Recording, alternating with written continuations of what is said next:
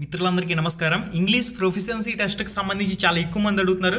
English proficiency టెస్ట్కి సంబంధించి షెడ్యూల్లో డేట్స్ అనేవి ఇచ్చారు, కానీ మా హాల్ టికెట్స్లో ఇంగ్లీష్ ప్రొఫిషియన్సీ టెస్ట్కి సంబంధించి ఎటువంటి ఇన్ఫర్మేషన్ లేదు. దీని గురించి చెప్పండి సార్ అని చెప్పి చాలామంది అడుగుతున్నారు. అఫీషియల్గా ఏదైనా పేపర్ ప్రకటన వచ్చిందంటే తప్పకుండా మీకు తెలియచేయడం జరుగుతుంది. ఇప్పటివరకు దీనికి సంబంధించి మనకి ఎటువంటి అఫీషియల్ అప్డేట్ అయితే లేదు. కాస్త వెయిట్ చేయండి. ఇంగ్లీష్ ప్రొఫిషియన్సీ టెస్ట్కి సంబంధించిన అభ్యర్థులు ఇక మనకి రాష్ట్ర వ్యాప్తంగా ఏ పోస్టుకి సంబంధించి ఎంతమంది అప్లై చేశారనే వివరాలు కూడా రావడం జరిగినాయి. ప్రిన్సిపల్ పోస్టుకి సంబంధించి పోస్టులకు సంబంధించి మొత్తంగా 4743 మంది అయితే దరఖాస్తు చేయడం జరిగింది. నెక్స్ట్ ఎస్జిడి సెకండరీ గ్రేడ్ టీచర్కి సంబంధించి రాష్ట్ర వ్యాప్తంగా మొత్తం 13 జిల్లాల్లో 1,61,100 మంది అయితే ఇక్కడ దరఖాస్తు చేసినట్లు డేటా అయితే ఉంది. నెక్స్ట్ ఎస్జిడిలో ఉర్దూ మీడియంకి సంబంధించి 3,145, ఎస్జిడిలో కన్నడ మీడియం 292, ఎస్జిడి తమిళ అప్లికేషన్లు వచ్చేసరికి 100, ఎస్జిడిలో ఒడియా అప్లికేషన్లు వచ్చేసరికి 320.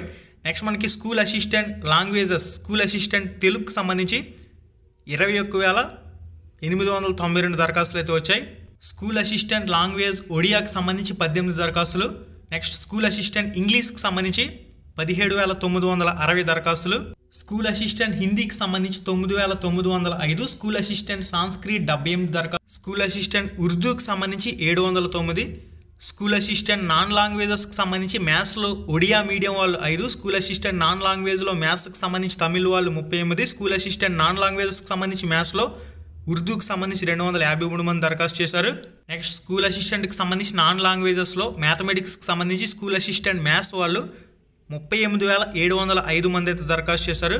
స్కూల్ అసిస్టెంట్ ఫిజికల్ సైన్స్కి సంబంధించి మొత్తం రాష్ట్ర వ్యాప్తంగా 18,187 మంది అయితే దరఖాస్తు చేశారు.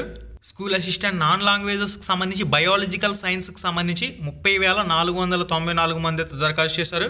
మిగిలిన దరఖాస్తుల వివరాలు కూడా మీరు ఇక్కడ స్క్రీన్ మీద చెక్ చేయండి. మెయిన్గా ఇంపార్టెంట్ పోస్టుల వివరాలు అయితే డిస్కస్ చేద్దాం. ఇక్కడ మనకి పీజీటీ పోస్ట్ గ్రాడ్యుయేషన్ టీచర్లో లాంగ్వేజ్ ఇంగ్లీష్కి సంబంధించి 8,353 మంది ఇక్కడ అప్లై చేశారు. పీజీటీ పోస్ట్ గ్రాడ్యుయేషన్ టీచర్కి సంబంధించి లాంగ్వేజ్ హిందీకి సంబంధించి 3,511 మంది దరఖాస్తు చేశారు. పీజీటీ నాన్ లాంగ్వేజెస్కి సంబంధించి మ్యాథమెటిక్స్లో ఇంగ్లీష్ మీడియంకి సంబంధించి 6,239 మంది దరఖాస్తు చేశారు. ఇక మిగిలిన సబ్జెక్టులకు సంబంధించి ఎన్నెన్ని దరఖాస్తులు వచ్చినాయి అనేది మొత్తంగా అయితే మనకి 13 జిల్లాలకు సంబంధించిన డేటా. చాలామంది సార్ ఒక్కొక్క జిల్లాకు సంబంధించి సెపరేట్గా డేటా లేదని చెప్పేసి అడుగుతారు, కానీ ఇక్కడ మనకి ఎటువంటి అఫీషియల్ స్టేట్మెంట్ అయితే లేదు. జిల్లాల వారీగా కూడా ఏదైనా అప్డేట్ వచ్చిందంటే తప్పకుండా మీకు అయితే తెలియచేయడం జరుగుతుంది. మనకి నెక్స్ట్ ఇంపార్టెంట్ అప్డేట్ వచ్చేసరికి సార్ డిఎస్సికి సంబంధించి హాల్ టికెట్ డౌన్లోడ్ చేసుకునేటప్పుడు you have not selected any posts అని చెప్పేసి చూపిస్తుంది. నాకు హాల్ టికెట్ అనేది రాలేదు. దీనికి సంబంధించిన నేను ఆన్లైన్ అప్లికేషన్ చేసుకునేటప్పుడు నాకు క్లారిటీగా పోస్టులు అనేవి చూపించింది. నేను ప్రింట్ కూడా తీసుకున్నాను. దానికి సంబంధించి ఎందుకు ఇలా చూపిస్తుందని చెప్పేసి చాలామంది ఈ క్వశ్చన్ అయితే చాలా ఎక్కువ మంది రైజ్ చేశారు. అభ్యర్థుల్ని పాఠశాల విద్యాశాఖ అధికారులు కానీ ప్రభుత్వం కానీ ఎందుకింత మానసిక ఒత్తిడికి గురి చేస్తుంది, ఎందుకింత అలజడులు సృష్టిస్తుంది అనేది కూడా మానసికంగా అభ్యర్థులు నలిగిపోతున్న పరిస్థితి.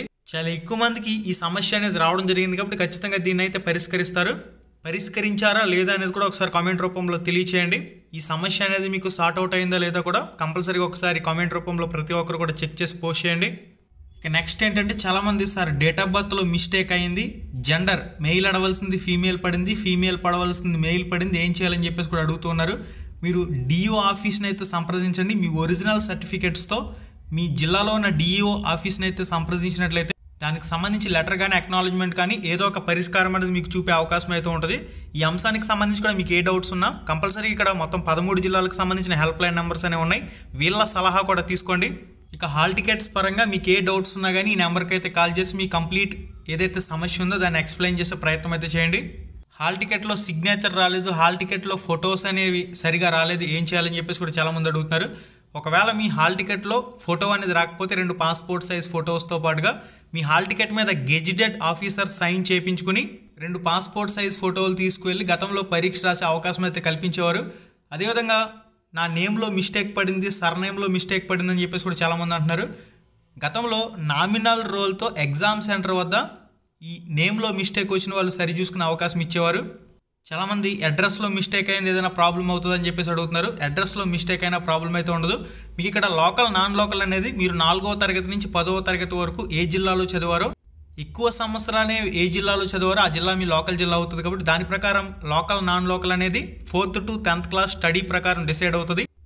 అడ్రస్లో మీకు ఏదైనా మిస్టేక్ వచ్చినా కానీ పెద్ద ప్రాబ్లం అయితే అవ్వదు, కానీ లోకల్ నాన్ లోకల్ అనేది మాత్రం 4th క్లాస్ నుంచి 10th క్లాస్ స్టడీ ప్రకారం మీరు సెలెక్ట్ చేసుకున్న అంశం ప్రకారమే డిసైడ్ అవుతుంది.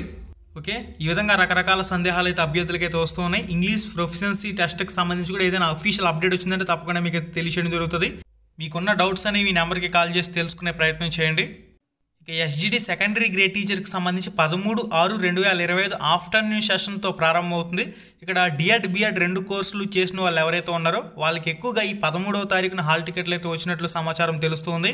ఎవరైతే కంప్లీట్గా డిఎడ్ కోర్స్ ఒకటే చేసిన ఎస్జిటి అభ్యర్థులు ఉంటారో వాళ్ళకి 17వ తారీఖు నుంచి 21వ తారీఖు మధ్య పరీక్ష కేంద్రాలను అయితే ఇక్కడ అలాట్ చేసినట్లు సమాచారం.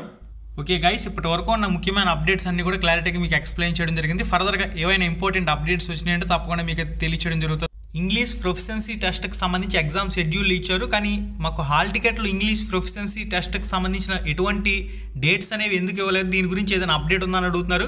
ఎటువంటి అఫీషియల్ అప్డేట్ ఇన్ఫర్మేషన్ వచ్చినా కానీ తప్పకుండా మీకైతే తెలియచేయడం జరుగుతుంది. ఎటువంటి పేపర్ స్టేట్మెంట్ వచ్చినా కానీ మీకైతే పాస్ చేయడం జరుగుతుంది. కాబట్టి కాస్త వెయిట్ చేయండి. ఇప్పటికైతే మాత్రం ఈ ఇంగ్లీష్ ప్రొఫిషియన్సీ టెస్ట్కి సంబంధించిన సమాచారం ఇంకా రావాల్సి ఉంది.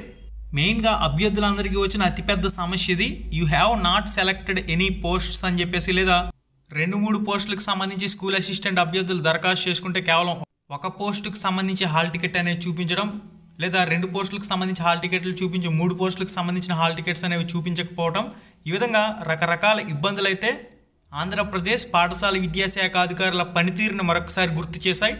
ఒకే రోజు 2 ఎగ్జామ్స్ ఇవ్వడం, 2 ఎగ్జామ్స్ కూడా వేరు సెంటర్లో ఇవ్వడం, ఉదయం ఒక చోట మధ్యాహ్నం ఒక చోట, ఈ విధంగా కూడా కొన్ని అవకతవకలైతే ఈ పాఠశాల విద్యాశాఖ అధికారుల పనితీరు వల్ల జరిగినట్లు తెలుస్తోంది. అయితే వీటన్నింటినీ కూడా సాల్వ్ చేస్తారు. గతంలో 2024 టైంలో ఎవరైతే అప్లై చేశారో ఆ ఫీజు పేమెంట్తో ఇక్కడ అప్లై చేసేటప్పుడు, అదేవిధంగా కొత్తగా మళ్ళీ ఫీజు పేమెంట్ చేసి మరికొన్ని పోస్టులకు అప్లై చేసేటప్పుడు గత 2024 ఫీజు పేమెంట్ చేసిన పోస్టులకి హాల్ టికెట్లు రావడం, మళ్ళీ 2025లో అర్హత ఉన్న పోస్టులకు అదనంగా ఫీజు పేమెంట్ వేరే పోస్టులకు సంబంధించి పే చేసి అప్లై చేసినప్పుడు ఈ పోస్టులకు సంబంధించి హాల్ టికెట్లు రాకపోవడం, సాంకేతిక లోపాలైతే స్పష్టంగా హాల్ టికెట్ల సమయంలో అభ్యర్థులు ఫేస్ చేశారు. ఈ అంశం అనేది క్లియర్ అయిందా, ఇంకా క్లియర్ కాకుండా అలాగే ఉందనేది కూడా అభ్యర్థులందరూ కూడా ఒకసారి కన్ఫర్మ్ చేయవలసిన అవసరం అయితే ఉంది. ఎగ్జామ్ సెంటర్స్ విషయంలో కూడా ఒక జిల్లా అభ్యర్థిని పట్టుకెళ్ళి వేరొక జిల్లాలో వేసున్నారు. మెయిన్గా బాయ్స్ని అయితే ఇంకా అటువంటి సమస్య లేదు.